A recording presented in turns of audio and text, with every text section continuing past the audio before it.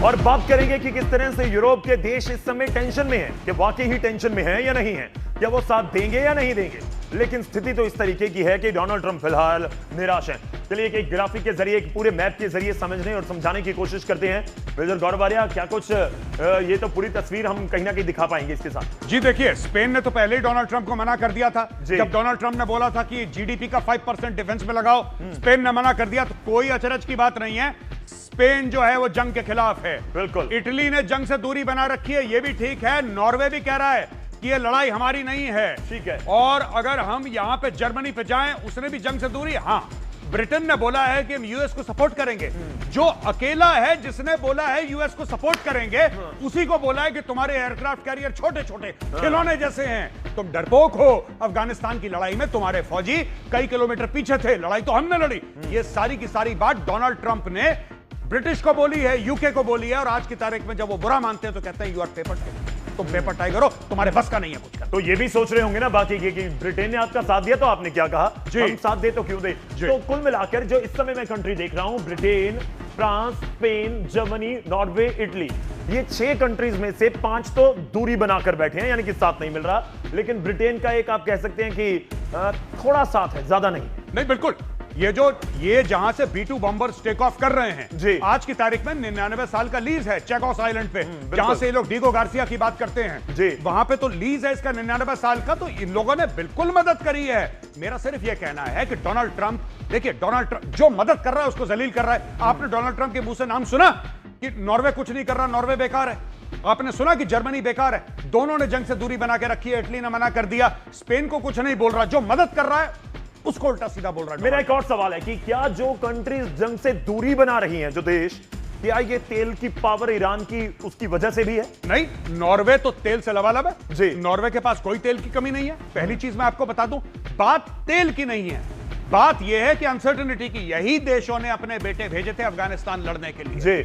लेकिन उस समय लीडरशिप कुछ और थी। आप समझिए, आपको सबको एक साथ लेना पड़ेगा। ब्रिटिश प्रधानमंत्री कीर स्टारमर ने रूस के खिलाफ एक बहुत बड़ा फैसला लिया। कीर स्टारमर ने अपनी सेना को साफ आदेश दिया कि अब वो उन रूसी जहाजों पर कब्जा कर सकती है और उन्हें रोक सकते हैं। लेकिन उससे पहले एक मैप के जरिए समझिए, जो आपकी स्क्रीन के ऊपर आ रहा है, मेरे पास बड़ी स्क्रीन के ऊपर भी आएगा पीछे, और उसके ऊपर हम बात करेंगे कि यूरोप की जो कंट्रीज हैं, यूरोप में आखिर क्या हो रहा है, कि किस तरीके से ये कंट्रीज बात कर रही हैं। अगर मैप यहां पाए मेजर गौरव आर्या, इधर फंसने का डर है। एक तरफ है यूक्रेन, दूसरी तरफ ये यूरोप के कंफ्यूजन है। मुझे ये समझाइए, दर्शकों को समझाइए कि यूक्रेन इस समय बड़ी टेंशन है यूरोप के लिए, या फिर इस समय ये ईरान और इजराइल की जंग, ये वाला मोर्चा। देखिए, 2 चीजें हैं, मैं आपको बता रहा हूं। ये टेंशन शुरू होती है यूक्रेन से। ठीक है। यूक्रेन से टेंशन क्यों शुरू होती है गौरव? इसलिए शुरू होती है क्योंकि यूक्रेन, पूरे दुनिया का फोकस यूक्रेन के ऊपर था। सारे पैसे यूक्रेन की ओर आ रहे थे। जब से यह जंग शुरू हुई है ईरान वाली, 28 फरवरी के बाद वो नल बंद हो गया। उस नल से डॉलर बहना बंद हो गए। ये यूक्रेन परेशान है इस चीज को लेकर। दूसरी चीज एक प्रस्ताव है यूएस कांग्रेस के सामने।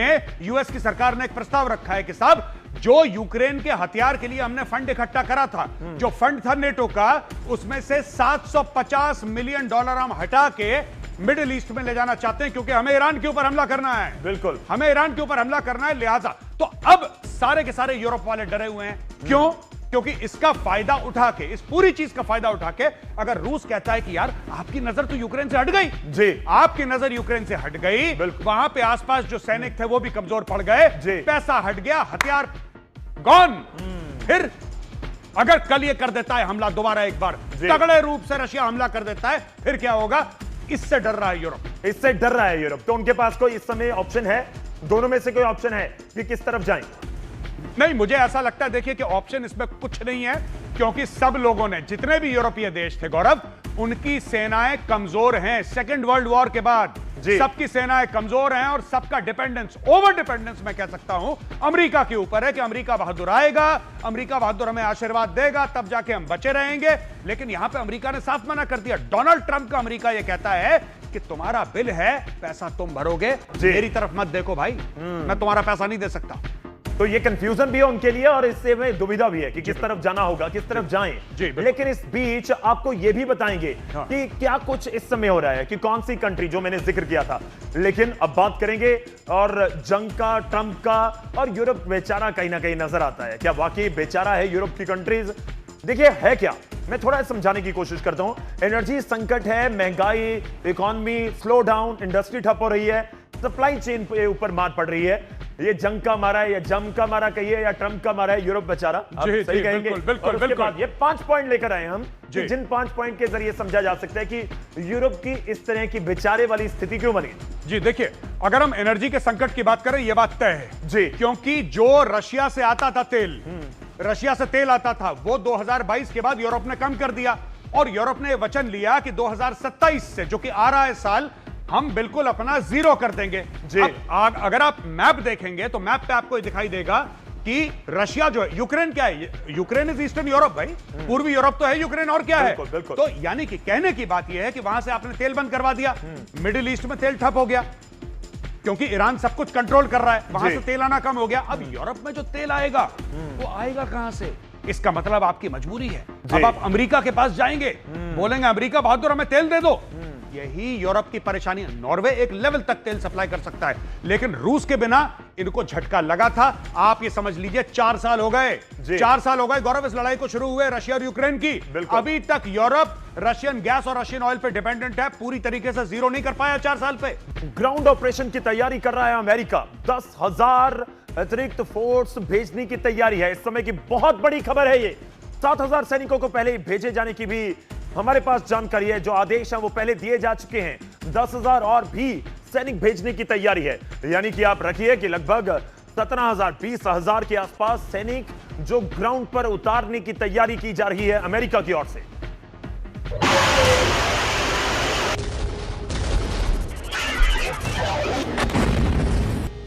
ईरान पर होगा अंतिम प्रहार, जमीनी जंग से होगा संहार। एक्सियोस की रिपोर्ट के मुताबिक अगर ईरान से बात नहीं बनी तो जमीनी जंग के संकेत दिए गए हैं। यानी पश्चिम एशिया में हवाई हमले हुए, ड्रोन से तबाही लाई गई, मिसाइलों की बौछार हुई, लेकिन अब यह युद्ध जमीनी जंग में तब्दील होने वाला है। यानी अब होगी बंदूकों से आमने सामने की लड़ाई। लेकिन ईरान जैसे विशाल और पहाड़ी देश में जमीनी जंग लड़ना कोई खेल नहीं है। रक्षा विशेषज्ञों के मुताबिक दोनों देश 3 चरणों में हमला कर सकते हैं। पहला फेज है सर्जिकल स्ट्राइक और पैराड्रॉप। इसमें अमेरिका और इजराइल के कमांडो हेलीकॉप्टर के जरिए सीधे ईरान के परमाणु ठिकानों और मोजतबा खामेनेई के कमांड बंकर्स के पास उतर सकते हैं। इनका मकसद टारगेटेड किलिंग और बंकर्स को अंदर से तबाह करना होगा। जमीनी जंग का दूसरा फेज है तटीय घेराबंदी। इसमें अमेरिकी नेवी और मरीन कमांडो बुशहर और चाबहार जैसे बंदरगाहों पर हमले कर सकते हैं। मकसद होगा ईरान की नौसेना को पूरी तरह पंगु बनाना और वहां से सप्लाई रोकना। ग्राउंड ऑपरेशन का तीसरा फेज होगा बफर जोन बनाना। इजराइल दक्षिण की तरफ से ईरान के तेल संपन्न इलाकों में घुसकर एक बफर जोन बना सकता है ताकि ईरान की आर्थिक कमर हमेशा के लिए टूट जाए। एक रिपोर्ट के मुताबिक ईरान